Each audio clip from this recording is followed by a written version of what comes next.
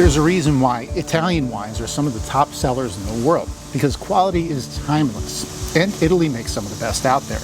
I love introducing people to amazing quality wines at the best prices, and even better if they're from somewhere unique that most people wouldn't normally look at. For this weekly tasting, we're going to the northeastern limits of Italy, and keeping the warmer weather in mind, we're going to take a look at two of their best white wines. And when we're done, I think that this region and its wines are going to be your new semi-secret go-to. Ask any wine lover to name a famous Italian wine region, and they're probably going to say Tuscany. Today, I want to turn you on to a place in the far northeastern corner of the country, a relatively unknown region called Friuli, Venezia-Giulia. Friuli, as it's more commonly known, is quite literally the eastern limits of Italy, and it's the last stop before you cross over the border into either Austria or Slovenia.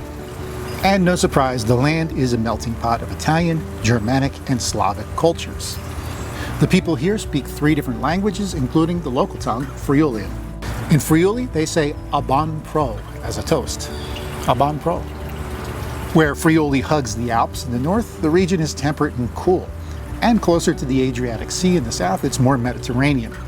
Several major rivers deposit a soil of clay, silt, and river rocks known as grave, which you'll notice called out on this one bottle here.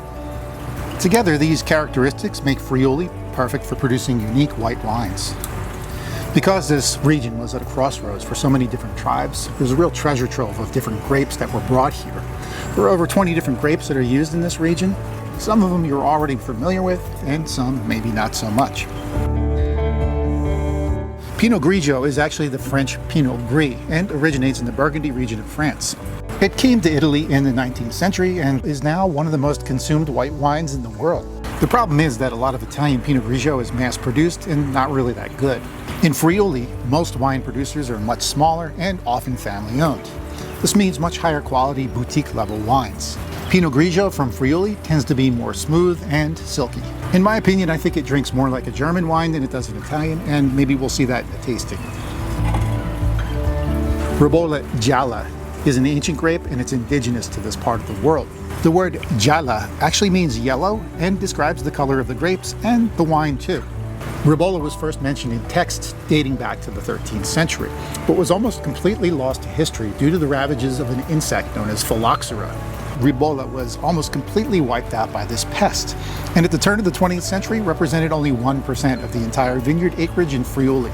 It took a concerted effort on the part of several winemakers from this region to save Ribolla Gialla from the brink of extinction, and today you'll be glad they did. The Fossa estate was originally built in the 1600s and is now a luxury villa, complete with a restaurant, winery, and even horse stables. It's owned by the Roncadin family, who are famous for their Italian pizza empire. But of course, in Italy, wine and food go hand in hand, so it's no real surprise they became winemakers too.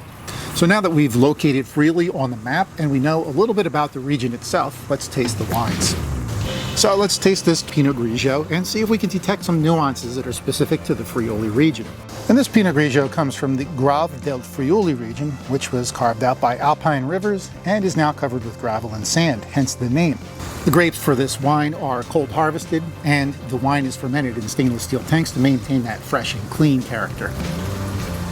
It's yeasty and smoky, definitely some apple and peach in there too. All right, let's give it a taste. It's crisp and acidic. It's got a nice body to it, and there's a lot of apple and lime peel in there. And the wine is aged sur lie, which means that it was aged on the yeast, which gives it a creamy sort of texture. There is a hickory smoke finish on there, which I think comes from partial barrel fermenting. It's a lot more thick and rich, which makes it almost feel more like a German-style wine. If you love Pinot Grigio but are looking to step up to something a little bit more high quality, maybe something a little more full-bodied and rich, this is the best of both worlds. Okay, let's try something really unique. This is an ancient and indigenous grape to the Friuli region, known as Ribolla Gialla. And this Ribolla Gialla comes from the IGT subregion of Venezia-Giulia, which constitutes the easternmost part of Friuli. Now here the soil is known as ponca, which contains ancient seashells that supposedly give the wine a creamy minerality. As we discussed earlier, Gialla means yellow, and you can see here in this glass the wine is pretty yellow. This is also cold fermented, which is pretty common for white wines in the region, and winemakers do that to retain the aromatics and also make sure that the wine stays fresh and clean. Wow, the wine is very pungent and floral. There's sort of a musky characteristic there, and it's also very herbal too. Time to drink. There's an intense pear and apple character in here, but I think stronger in melon, sort of like a blend between honeydew and cantaloupe. There's an interesting tannic element to the finish, which could come from some skin contact. One of the many reasons why I love drinking great wine is because it transports you to both a time and a place. This truly ancient grape from the Friuli region is like a time machine in a bottle. And we can't talk about Italian wine unless we mention food as well, so let's talk about some pairings. And this is another one of those instances where the flavor profiles of these wines are pretty similar, so I think they can be interchangeable with the dishes, but I am going to make specific recommendations. Let's start with the pesto grilled cheese on sourdough. Creamy cheese dishes are a huge part of Germanic culture, and after all, Friuli has a huge Germanic influence. So the sharpness of both wines will balance well with the rich cheesiness, but I'm more inclined to suggest the Ribolla Gialla since it has an herbal character that may bring out the pesto. How about some baked stuffed clams with pecorino cheese, herbs, and lemon zest? Pinot Grigio is a great partner for seafood, and in this case we have a more full-bodied Pinot Grigio and some complex flavors in those clams with the pecorino and the herbs. I love showing people wines that are high quality, great value, and of course different. And it's even better when there's a fun story behind them. I think we've ticked off all those boxes here with these wines from Friuli. But of course, what's most important is that they're enjoyable to drink. At the end of the day, how it makes you feel is everything. Thanks for joining me today, and arrivederci. Goodbye.